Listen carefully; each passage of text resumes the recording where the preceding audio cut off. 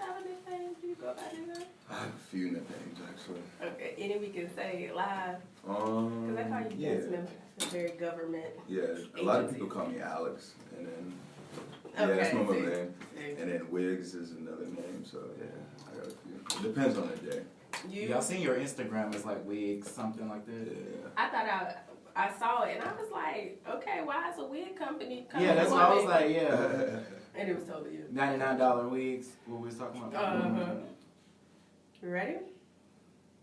We are ready. We're good to go. All right, let's get the live up. I got headphones. You got one too. Oh, Oh, did I hear? right. I'll go. You got everything we got. Complete. You're co-host today too. Let's go. All right. I'm not seeing a live yet. Okay. There we go. Live and in living color today. All right. So, Happy Monday. Oh, Martin Luther King Jr. Day. happy It's been MLK Day. Yes. So, today's a special day, but let's start with the basics. Happy Monday. And clearly we have a third person in the room, so Absolutely. I'm super Pleasure to be excited here. about that. But MLK Day, I got posed an interesting conversation. And I don't know if it's a direct quote from Dr. King, but it said, I fear I integrated my people into a burning house. And that gives you something to think about as we have this day and have this remembrance, but what we do see is this, kind of angelic figure of Dr. Martin Luther King, when 77% of Americans across the board had an unfavorable opinion of him when he was killed. Right. So there was from the president at the time, there was a initiative to basically damage his personal life, like talk about his affairs that he had. Yeah. And so of course anytime that anytime in politics, it's all about public awareness and making the public aware. And what I think about is he was only 39 years old. And so his accomplishments, how he led millions and how he won a Nobel Peace Prize and did all the things that he'd done. Every man has flaws. And in order to kill him and it not be something that would turn into a civil war, they had to ruin his personal image. Yes. So what I will say is, while we all get wrapped up in the day of service, I would much rather us get wrapped up in a day of change. And that, what we do is kind of, isn't it great? Like, yeah, no, it is great. And I think, my family across the board is a bit more militant, so we were not fans of integration, Gotcha. In general. But just thinking about the intentionality, and as we as entrepreneurs or business owners or leaders in our fields, we have to remember that you may not be popular if you are truly ahead of your time. Because everybody ain't gonna be with you. Yeah. That's funny. Like even with Lizzo, how everybody's talking about, Lizzo and the fat shaming that's happening with her. Anytime you do something that is different and changing, the people's perspective, you're gonna get backlash. And so when we look at Americans and we think about plus size, when it comes to retail, plus size is starting at 10, size 10 to 12.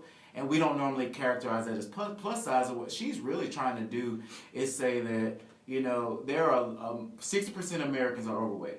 And her movement to many, because it goes directly against what's the, a model size or what we see as beautiful, she's going to get a lot of backlash. But going back to Martin Luther King Jr., it was the same thing. It's what he was doing was a dream that was not even fathomed. Like we weren't even considered, a citizen, a part of the United States. So for us to come and say, he started off, it was just about social changes. And then his last year, it came to economic changes.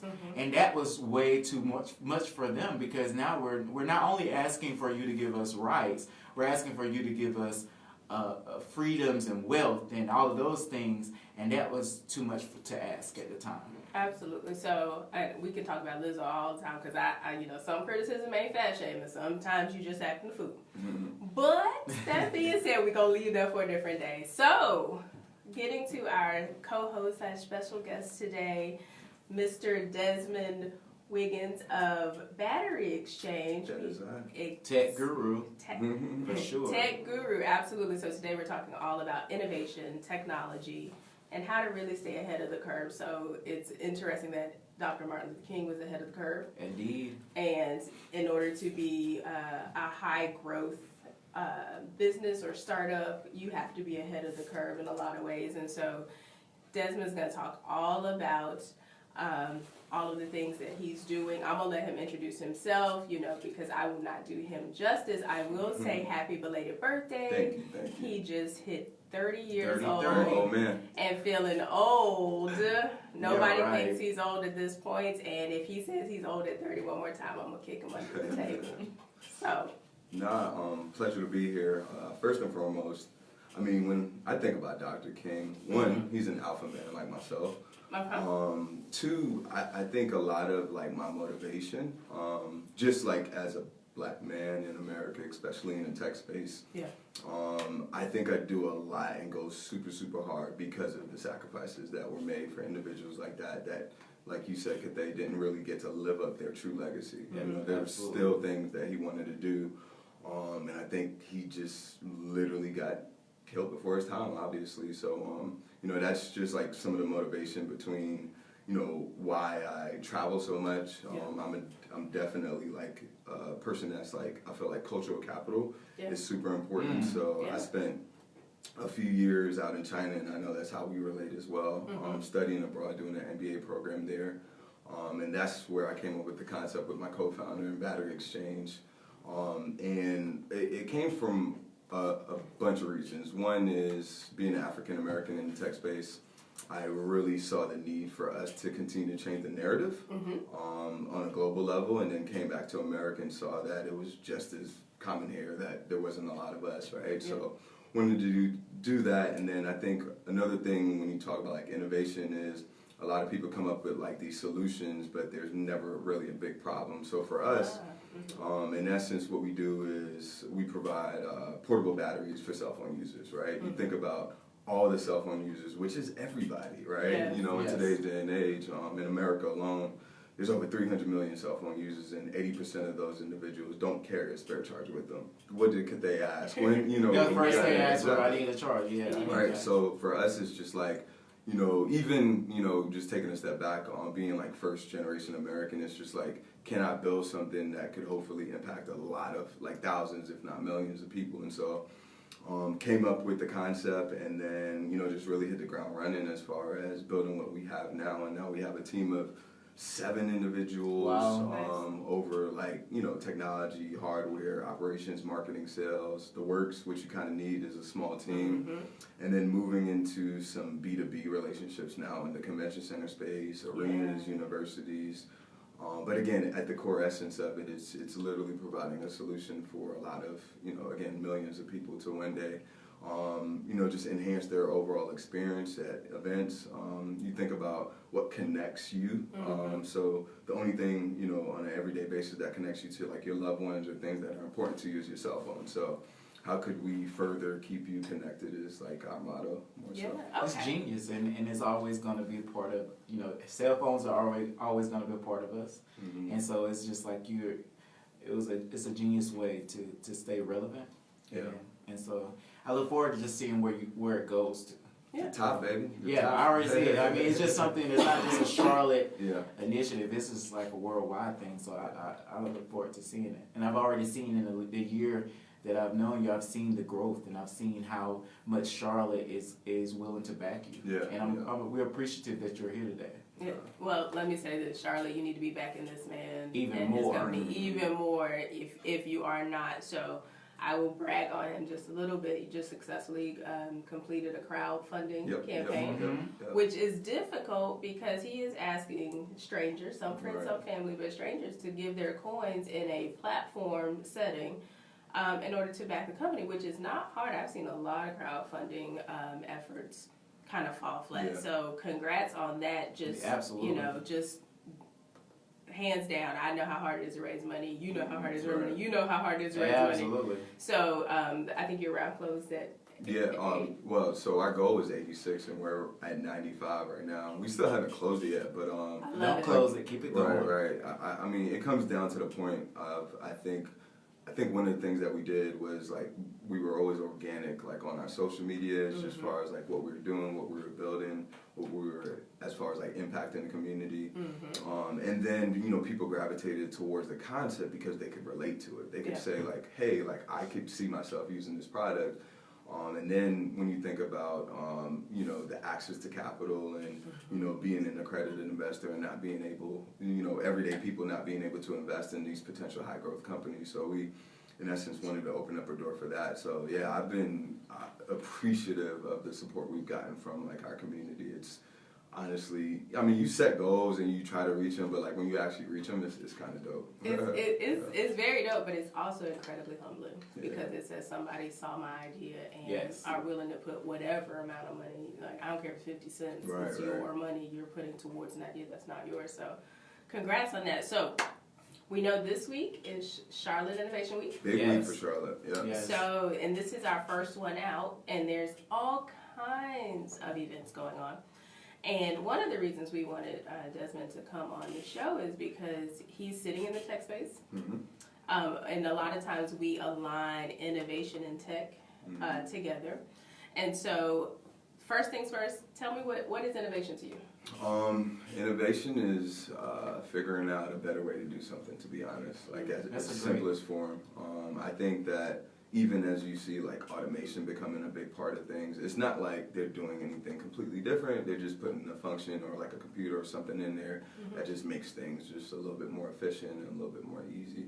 So it's kind of like innovation for me, and you definitely see, like I was at CES 2 weeks ago, and that's like the largest like tech hardware conference in the nation, and it was in Vegas, and you got 200,000 people, and I mean the insight of what's going around in the world, it's just kind of like it's kind of scary and amazing. You know, scary because everybody talks about like the whole Jetsons feel, but we're like really getting into that day. You think so? Yeah, think about the I was seeing where, you know, North Carolina Department of Transportation, they're now getting drones that you actually can sit in. Yeah. And I was just thinking about, okay, how does this work? Because you can't drive it. What if an emergency happens? What if a goose hits you?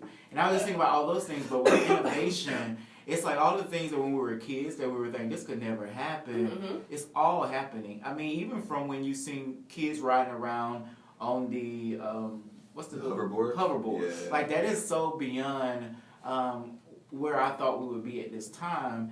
And when I think of innovation, I think about it as simple as recycling, as simple as going green, as windmills, like using windmills in exchange for to help us get electricity. Like all of those things to me are just innovative ways to do what we are. We will always need electricity. We'll always need to recycle and find a better way. And it also connects to the climate. And so that's what I see. That's what I focus on when I think about innovation, is that side of it, but it's so broad. To me, almost everything can be broken down to innovation, from a book that you used to, you know, get a hardback to now it's digital. So all of those things, it's just like where tech is something that involves our entire life. I am a person, when we think about innovation, I'm always looking at, I don't actually believe tech is required for an innovative idea to occur. And I say that because I have seen companies be really transformative when all they did was change the supply chain and logistics. Or they connect to customers or to verticals that were never connected before. And I think right now we handicap ourselves and a lot of people who want to start companies say, oh, I can't, you know, I'm not innovative, you know, because I don't code exactly. Or, you know, so they may never be at CES, but I can tell you, and I always laugh, the most innovative product to this day is what? The paperclip. It's still around. It's been around for 100 years. Why? Because we still need to clasp things together. And, you know, in its time, it was a piece of folded metal, right? And the paperclip keeps coming back around. We got colors, we got big ones, we got little ones, we got shiny ones. But at the end of the day, it found a problem, and it said, okay, here's a solution. And if it's a real solution, I think it won't be as trendy or a fad, and it won't fade as quickly. So, but I would say I like that. And I say with the paperclip, it inspires so many other inventions, so like the stapler, and then you get more creative because it may not do its part, and so with that it just sparks so many other ideas, and the reason I think tech is just such a hard stop when it comes to for a company, in order for you to really be successful in today's society, tech is a part of it. We get our news from tech. We get everything we get is either from a computer, a phone, or a TV, which is all tech. And so it's just a part of it, and even things that we may not even think about, it's still tech. From our watch to just things that are just our everyday things are all tech driven. From the clothes we wear, the how the clothes are made, it's a part of tech.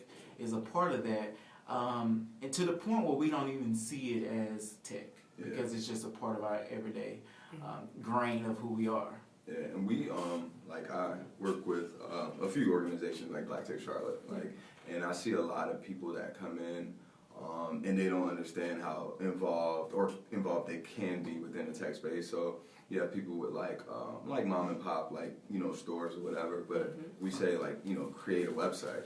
It's just access to information that you can give people. They're still gonna walk through your doors, but maybe they want to find out what your menu is on Tuesday, whatever that is. So it's just kind of leveraging the resources out there. But I definitely feel like people fall into that whole tech thing, and it's just like, I got to do this and I got to do that. No, you just have to figure out a way to make things then they don't have the base, like you said,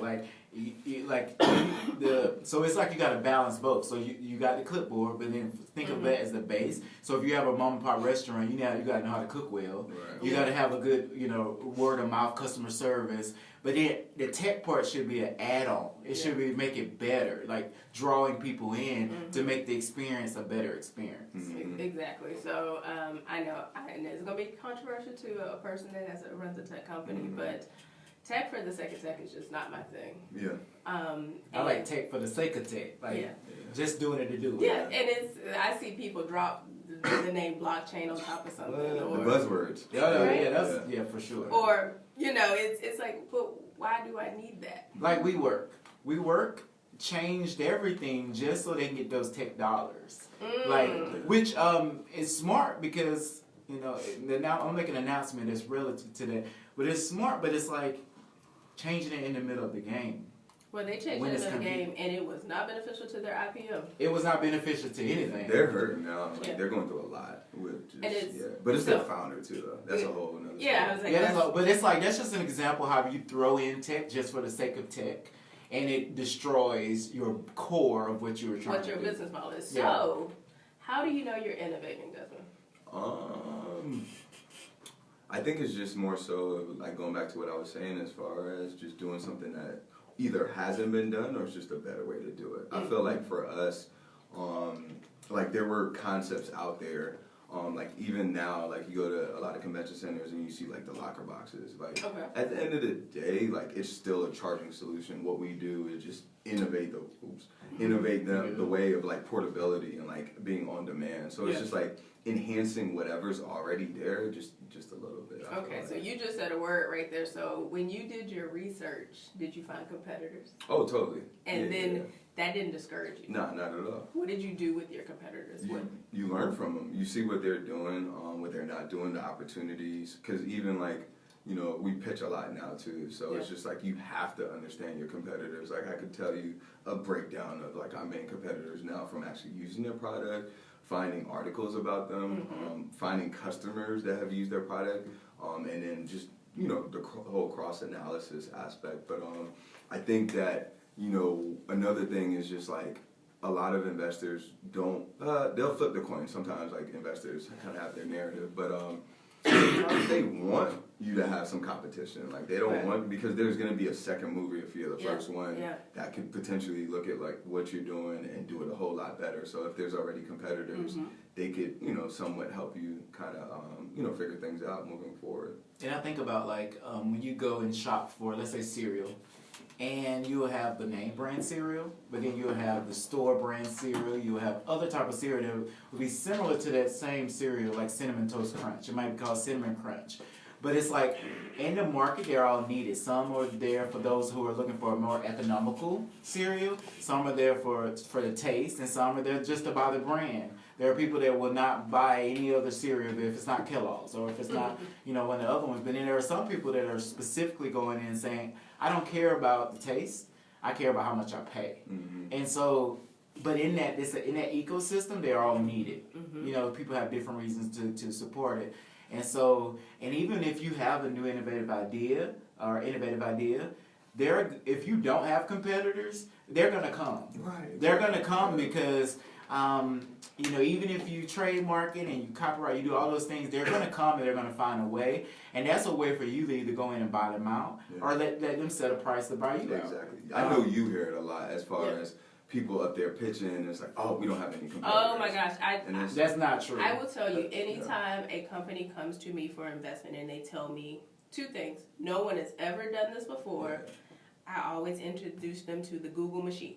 Right. Because I bet you within 15 seconds, I can find something. Even if not United States, if you, especially in Africa and different places, I've seen where, you know, they're 25 years ahead on some of the inventions in their universities, and what we do is we take their ideas and we have the capital to quickly get it done.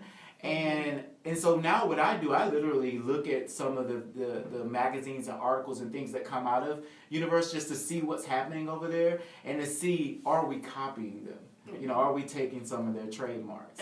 And I would say this: everybody has competitors, and the key is, just because you have competitors doesn't mean you don't have a great idea, and doesn't mean you don't have a solution. It means, hey, I now need to know, how am I better? And so one of the things that I hone in on very quickly is, how are you different? What is your value proposition? If you can't tell me that, you could have 1,000 competitors, but if you aren't saying, hey, this is what I bring to the table that they don't, then it doesn't matter. And that, you know, though I have no competitors.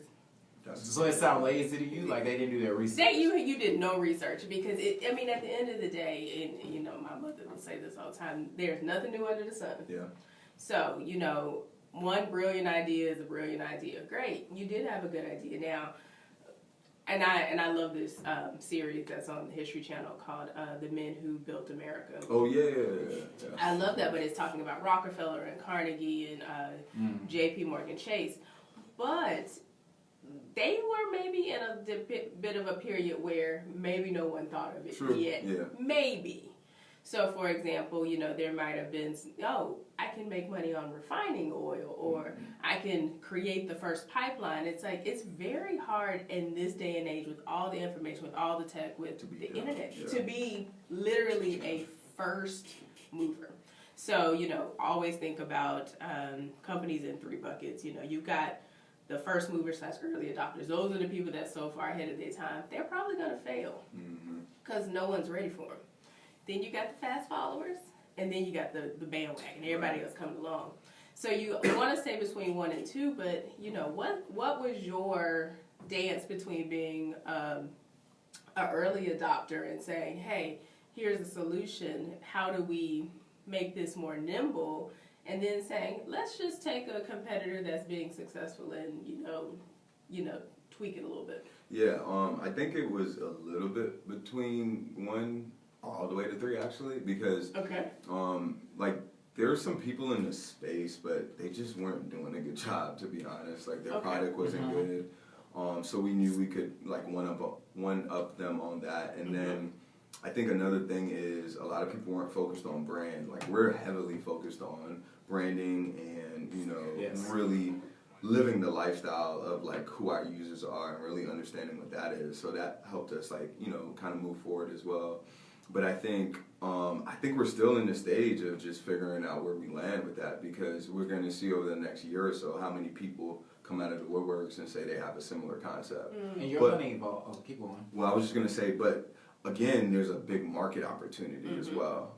So you think about like the bar and restaurant space. You think about, again, the convention center, large event venue space. You think about the festival space. And these are all like regionally. Like, so we could do it here. There could be another company doing it on the West Coast, like the Midwest or whatever. So if we get enough capital, we'll be able to be that premier company and be the Ubers of, portable batteries. But, it just depends on like what the next few months look like. And I would say like with the founder syndrome like not changing. So we look at Blockbuster. Blockbuster had the customer base to just make one simple change to go digital, and their founder was just adamant about not going towards tech and not being digital, and it cost them their company. And so with companies, I mean, even with Facebook started off, and if people, there's a thing about Facebook was stolen, the idea, all that stuff. But even with Facebook, it started off as just a campus life type of thing, and it's evolved over the years, and it continually evolves. Like, there are changes that happen every month, every week. And so one of the things is like, like you said, following your customers and kind of seeing what they're, getting that culture and seeing what they're about. And what you have now may be different from what you may have 5 years from now. So I'll chime in a few points on that. One is I've been looking at Amazon a lot, like in depth, like just seeing how they started from books to where they're at now. Right. I'm a phenomenal billion-dollar company, right? And so I want to figure out how we get to that level to where, a quote-unquote platform more so than just a product or a service or whatever. And then I think you made a good point, and I'll go into that as well, as far as like what a lot of founders and business people don't do is like listen to the people that are using your product and service.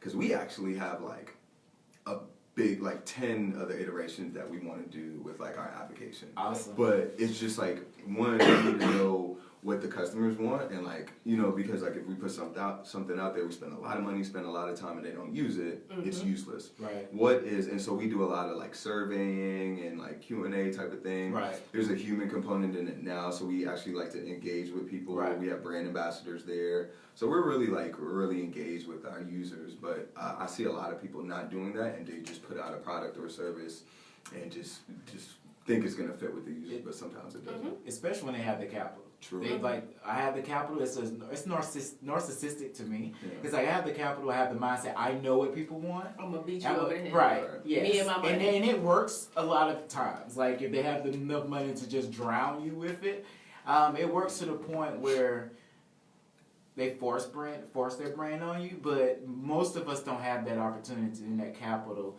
to do that, and it really. It's like a quick thing. It's like it doesn't last forever. It's something that makes them their money and they disappear. Well, sometimes you got to think about the social context now, because I remember when Instagram tried to do something. It wasn't the taking away likes, but there was something else before that. Yeah. And literally they launched it for like an hour, and Twitter just went crazy. Yes. And they changed it. You know, so like it was a formatting change. Yeah, it was something, and it was just crazy. I remember that. It was similar to Snapchat. Or something. It was like the scrolling or something like that. Yeah. But they bombed, and I'm pretty sure they spent a few months working on like, oh, this is gonna be the thing. Yeah. But they didn't ask the people what they want, And so if you do that and just pull the trigger, you get that backlash. And Twitter is gonna tell you the truth. And Instagram, if you could do one change, Right. if you can make it where we can click on things, I think it would just change your whole platform.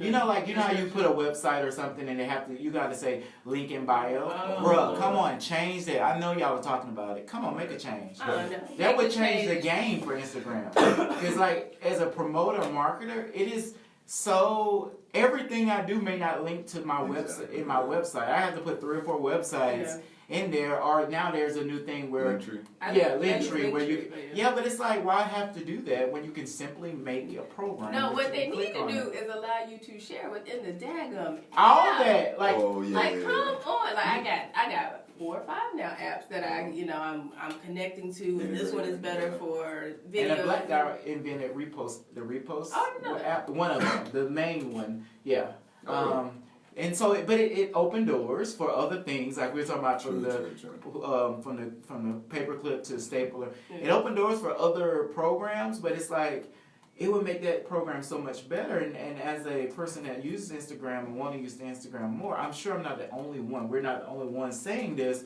because you can just Google or link in bio, and you'll see millions of people that have to say link in bio. Why should we have to say that?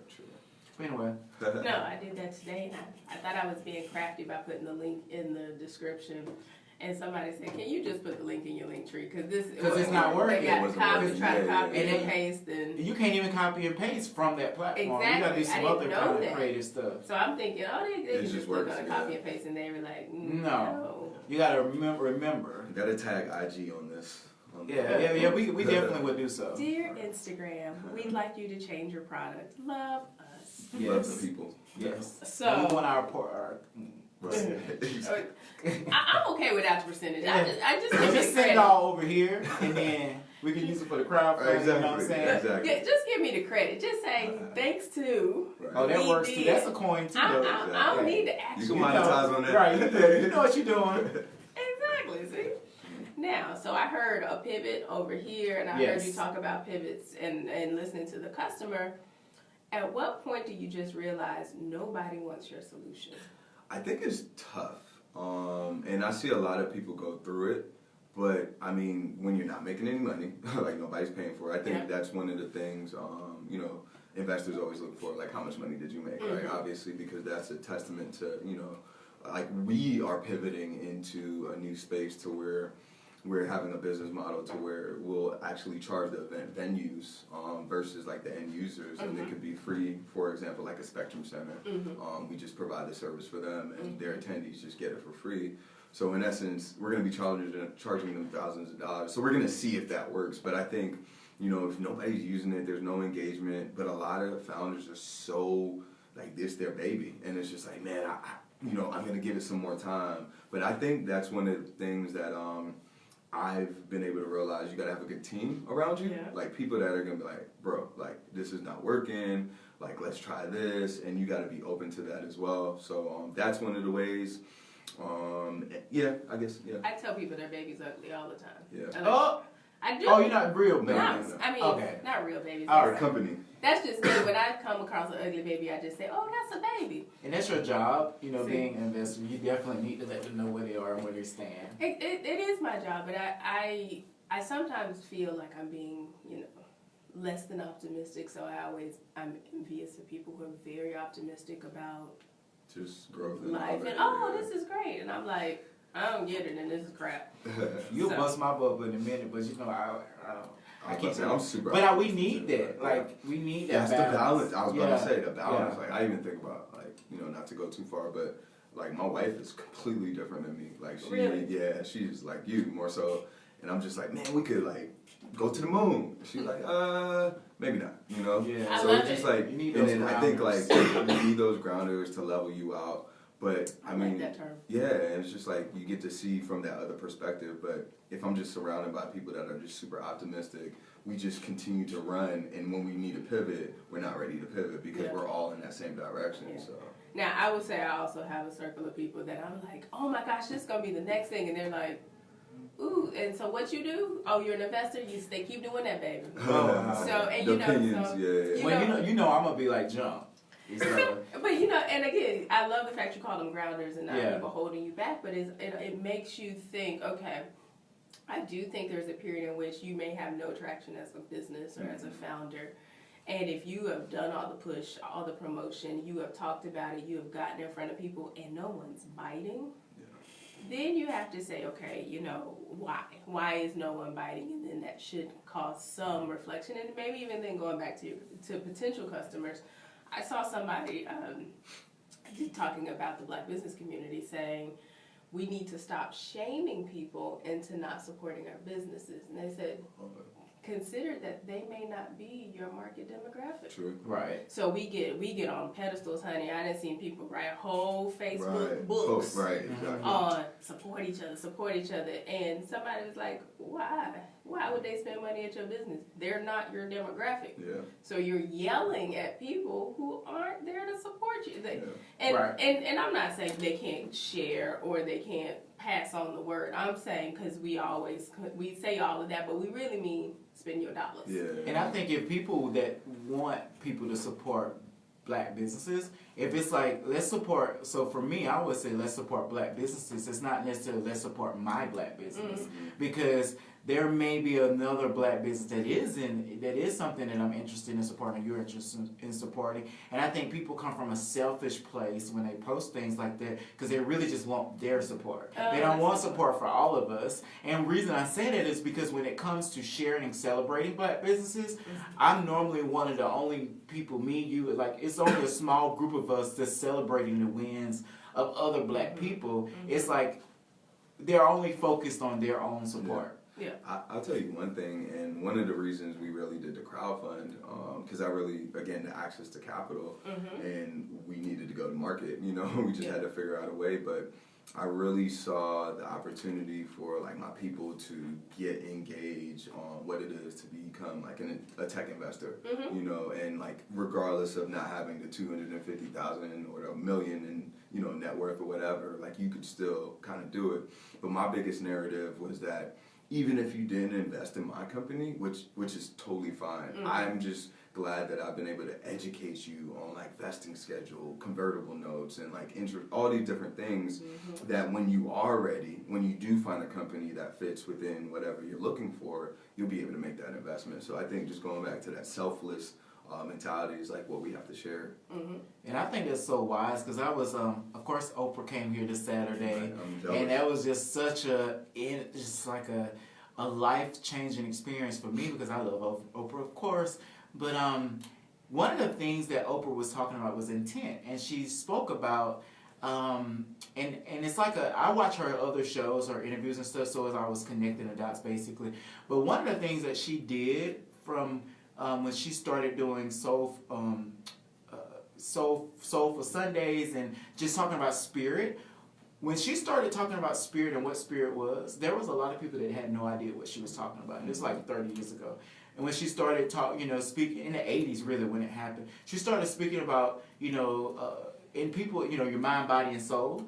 And people had no idea what soul was. So what she did was she started bringing on guest speakers that would specifically talk about what the soul is. And what she did, and is so innovative, is she said, there was a #1 bookseller that wasn't relative to the books that she wanted out. And that person, she was like, my #1 goal is to take them off the #1 bestseller list and put the authors that I want on #1 so that people can understand what I'm talking about. So she literally strategically changed the narrative so that she could become the host, the #1. And so, like you were saying, educating, when you educate the masses or whatever, now they become supporters of you. And it's like that. It was just genius to me how she was so conscious back then to say, if people don't know what this is and I want to talk about this is what makes me say, oh my God, these are the shows that really pushes me. In order for me to become #1 and the authors become one and the subject become #1, I got to educate the people. And I just think that's genius. And so for you doing that, it's the same thing. It's like you're educating the people. So now the more they become educated, the more they're investing in you. So I'll just say we did speak those floor seats into existence. Amen. Yes, we did. We floor seats all day. So, it was the best. I know, right? But, I'm glad that you had a chance to get that experience. And Oprah is magnanimous, right? Like, you just feel that presence. And it's literally saying somebody who people were like even her name being Oprah, it was supposed to be Orpah. And it's something else now. And so, literally going with all those twists and turns that happen in her life. So I think she's completely inspiring. On that road, just OWP. Everything about Oprah is just I could go all day talking about Oprah and how Oprah is an inspiration to me. And one more thing that happened is the losses that I had in the last decade. She talked about her last thing she talked about was her losses and how her mom, losing her mom in 2018, and how the person to be the most motivational speaker that out there, she didn't know the words to say, how to say goodbye to her mom and forgive her mom. But spiritually, it came to her. She left Boston with Michelle Obama, left the stage, and basically went back when the Spirit told her, like, you got to go right now. You're going to regret it for the rest of your life. And her sister, she was raised by her mom, her dad. Her sister was adopted. And so both of those two people were in the room when her mom transitioned, and those are the two people that her mom needed to forgive, to get forgiveness from in order for her to transition. It was just a perfect story. But anyway, back to innovation. So Oprah's amazing, by the way. I know we You know I love you her. love Oprah. I got to hold her hand. I got to hold her hand, and that my life has. Have you watched it yet? Probably not. Watched to your hands. Yeah. I didn't wash my hands, but it's in my spirit. She touched my spirit. Yeah, you good then. You good. Yeah. So, favorite tech things. Give me 5 favorite tech things. They could be new or old, but 5 things that you rely on that you love. Oh, just like in an everyday life? Yeah. Obviously cell phone, computer, Google Home now, Alexa, because that just makes life easier, and in the future, self-driving cars, just because I'm like really into that now. And that's already kind of out there now. Yeah, but I don't have it yet. But I will. I'm speaking into it. Well, we got that power on this show. So Right, Tesla? right. A Tesla? Yes. Oh, I would love a Tesla. Oh my God. I drove one the other day. It's sick. A word? Yeah. Okay. We know where the money is. Keep looking. 5 favorite tech. So, like, I was looking at Ellen in the Ellen commercials, and it was showing all the high-tech things that you could put in the house. From, like, now they have a TV that can actually just populate anywhere. It's like, I don't even know how it works, but... so I want a high-tech house that has that in there. Okay. I love Teslas. So something, I don't think I can afford a Tesla, but maybe something in that. So I want to get more involved just with BBOC and getting more involved with green thinking, green mindset, because I see that the climate in the next 20 years, the world could be destroyed. So I just want to get more involved with that and do initiatives that are helping Charlotte become more green. The 4th thing would be recycle more. And the 5th thing is I'll go ahead and put as my announcement that I was going to do. So BBOC, we're starting, and this is a blessing of the mayor of Charlotte and the city of Charlotte. And we already have some stakeholders that are involved in it. We're starting a new initiative that is a tech hub. And it's in the point of it is to not only raise awareness for entrepreneurs, but we're now focused on skilled workers. And so I can go ahead and announce, and it's something I've been working on for almost 5 months, and it's called Startup Trades Charlotte. And so Startup Trades Charlotte will, like I said, focus on entrepreneurship and startups, but it also will train skilled workers. We're partnering with different corporations like Lowe's, Honeywell, and there's a list of businesses that I've been meeting with, privately to say, would you be a part of this? Because what I want to do is not only train skilled workers, get some training for skilled workers, partner with CPCC, partner with Advent and other places, but actually, by the time they get the certifications, actually put them in a place where they get a job. They get a high-paying, a job that actually makes sense for the investment that they've made. So that's one of the things. Congrats. So I'm kind of high low tech. So I will say that, of course, I love my cell phone, but I like turning it off. Yeah. So that's of course it keeps me connected, but it also you need to it goes detach away. before. And I will also say, from a tech perspective, I like the remote starters for your car. Oh yeah. My mom got this. She thinks she is so bougie. I'm sorry. I don't like cold. I don't like being in the cold, and that's a game changer. The fact that now I'm not gonna say all, most of them can work through your cell phone. Oh, wow. Excuse me. That's one of the things that I have just been like, holy moly! Like, I texted my mom and she had an app and downloaded it, and she's like, "This thing actually works." And she's starting her car from inside the church, everything. That's so, excuse me, I'm trying to get over this cold thing. And shout out to Tesla for that, because they were the first to actually start those 10 years ago. They were starting those pilots. Yeah. It's in your future. I feel it. Keep going. I'm sorry, Shante. And then for me, and then finally, I am a person that's all about anything that makes my life easier. And when I say easier, so I don't actually use Alexa so much. I don't use Siri so much. I don't use any of those integrated things. Not because I'm against them. I'm just probably too lazy to use them. But Amazon is my favorite piece of tech. Okay. So I know it's not tech. It's a whole thing. But I would tell you it should change my whole life, because I will order something today and it'd be at my house tomorrow, and I was like, this is amazing, even down the grocery store. Right. True. I would say if anybody has invented a cure for the common cold, they'll come and hit me up, because this coughing is not the business. Oil of oregano. But I know we got to get, oh Lord, we got to get Desmond out of here, because he got a whole company to run. Yes, indeed. So we're going to do some rapid fire questions for you, so we can get you out of here. Cool. Okay. You said you were second generation, or first generation American. Where are you from? Jamaica. Jamaica. Yeah. Where'd you go to school undergrad? Winston-Salem State University. I already knew that. Woo-hoo. Yeah, you did. Shout out. Right. Biggest accomplishment? I think learning how to be a husband. Wow. When did you get married? 3 years ago. Or 2.5, yeah. Congratulations. What's your wife's name? Phoenicia Wiggin. Phoenicia Wiggins. You trained him well. They're okay. Right. Biggest failure? I think it's ongoing and just not believing in myself as much as I should. Okay.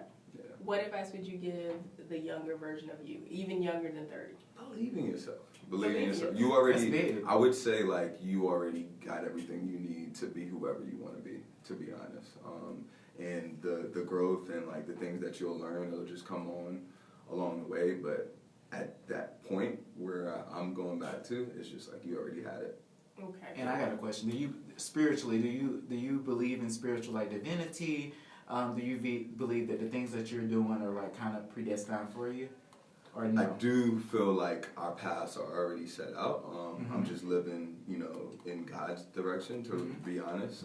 And that has a lot to do with, I feel like my success is from His grace. It's nothing that I do, to be honest. I'm nothing crazy.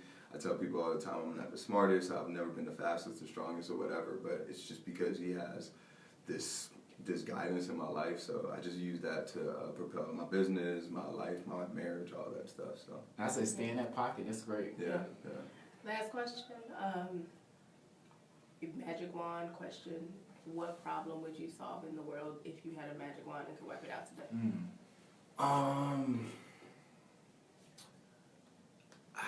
I just hate seeing people suffer. I think a lot of, and I'm not gonna say cancer, I'm not gonna say AIDS, I'm just saying diseases, period. Like, if we could just go away with it, and if there was just a magic wand, because I've been fortunate not to have that many people pass, but I just see it, and you see it on TV, and you hear the statistics, and we're not getting any better. Like, it's just, I don't know what we do to our bodies, what we're consuming, but it's getting worse. So I just do away with diseases, to be honest. Got it. So, where can we find battery exchangers? How do we connect with them? BatteryExchange.co is our website. Instagram, Battery Exchange Inc. My Instagram is worldwidewigs _. And then on Facebook, it's the same thing, Battery Exchange. Okay, great. And then this week coming up, are you going to be out and about any place? Yeah. Where are you going to be? So I'll be doing See the South. On Thursday, we're going to be doing the Startup Alley. And then we are nominated for the NO on Fire Awards. So y'all going to be in the same business? Yep. Yeah. So that's going to be good on Thursday. And then I might try and catch the coding session that Black Tech is doing at Tabris on Thursday. Yeah. So I'm going to come and check y'all out. I have a lot of meetings this week, very important meetings, just out of this world meetings. And so nothing that I can really publicize until they happen, but I'll be really focused on rolling out, my new initiative. So I'll be there to support you all. So that's where you can find me at those events on Thursday. Yeah. And so I'll be at See the South. I actually have 2 panels. One of them is diversity and investing, and the other is why your pitch didn't get funded. So check me out there. Also, I will be speaking at Dear Sister Charlotte on Sunday, which will be fantastic. I told y'all last week to get your tickets early because I've heard there's five tickets left, period. What? So it's gonna sell out, and it sells out every year. So I'll be talking about jumping in as an investor. We'll be talking all things money. We'll be talking about building each other up. So it's going to be a really, really great time. And of course, you can always catch me around when I'm trying not to be caught. But that being said, Well, get some rest too. Take a day to get some rest. I need to take a day. But you know I'm stubborn. Life. For real, take a day. Get rest. I am stubborn. I know Greg Jackson would second that because I've been fighting this and I couldn't sit down not even 10 minutes. So that being said, it was a pleasure. I appreciate it. Desmond Worldwide Wiggins, he is not a wig company, just so y'all know. But, Right. No, I appreciate it, man. This He is is dope. snatching wigs though. You know, He is snatching wigs. Yes. Let's get it. Yes. Awesome. Cathay, any final words? I would just say, today is MLK Day, and so let's think about his dream and how we can be a proactive part of passing the torch in that dream. All right, well, we're going to leave it there. This was In Your Business. I'm Dr. Shante. I'm Cathay Dawkins. And we had Desmond Wiggins on today, and we will see you guys next week. Have a great one. That was dope.